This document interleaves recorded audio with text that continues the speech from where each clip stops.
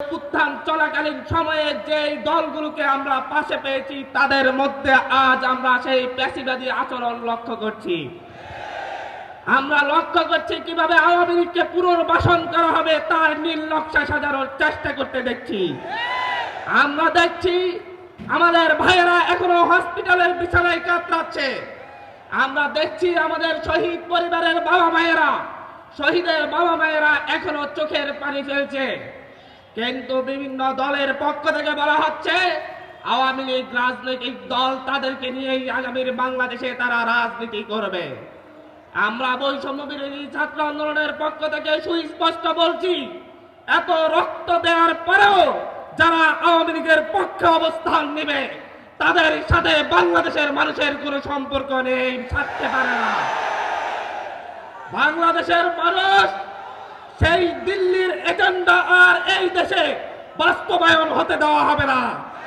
দিল্লিতে বসে বসে পরিকল্পনা করা হবে আর বাংলায় বসে বসে তার দাসেরা সেই পরিকল্পনা বাস্তবায়ন করা হবে।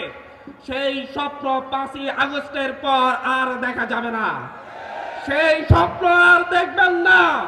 বাংলার সেই চাঁপাইনবাবগঞ্জের সীমান্তে দেখুন, বাংলার সেই প্রতিটি সীমান্তে দেখুন, সীমান্তের মানুষজন এখন প্রতিরোধ করে তুলছে।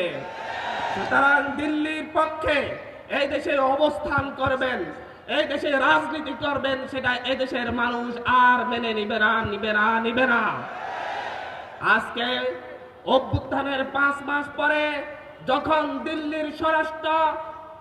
দিল্লির পররাষ্ট্র সচিব বলছে যে আগামী বাংলাদেশের নির্বাচিত সরকারের সাথে সরকার আসলে আমরা সম্পর্ক স্বাভাবিক করব, তার 2 দিন পরেই দেখা যাচ্ছে একটি রাজনৈতিক দলের শীর্ষ নেতা বলছে অতি দ্রুত নির্বাচন দেন, নির্বাচিত সরকারই এই দেশের ভবিষ্যৎ নির্ধারণ করবে। আমরা দেখছি হঠাৎ করে এসে বলা হচ্ছে ডক্টর মোহাম্মদ ইউনূসের সরকারকে তাদের কাছে নিরপেক্ষ সরকার মনে হচ্ছে না। তারা নতুন নিরপেক্ষ সরকার চায়, যেই সরকার 1/11-তে যেরকম ভাবে কারচুপির নির্বাচনের মধ্য দিয়ে আওয়ামী লীগকে ক্ষমতার মসনদে বসিয়ে দিয়েছিল, বাংলাদেশকে তাদের ভারতের দাসত্বের শৃঙ্খলা আবদ্ধ করেছিল, সেই রকম একটি নির্বাচনের মধ্য দিয়ে তাদেরকে যেন এমন একটি সরকার দেয়া হয় নিরপেক্ষ সরকারের নামে, যেটা তাদেরকে নিশ্চিত ক্ষমতায় বসিয়ে দিবে, সেই রকম সরকার তারা চায়। তাদের সেই কথার 2 দিন পরে আমরা দেখছি মোহাম্মদ আলী আরাফাত ফেসবুকে পোস্ট দিয়ে বলছে সেও একটি নিরপেক্ষ সরকার চাই, ডক্টর মোহাম্মদ ইউনূসের সরকার নিরপেক্ষ নয়।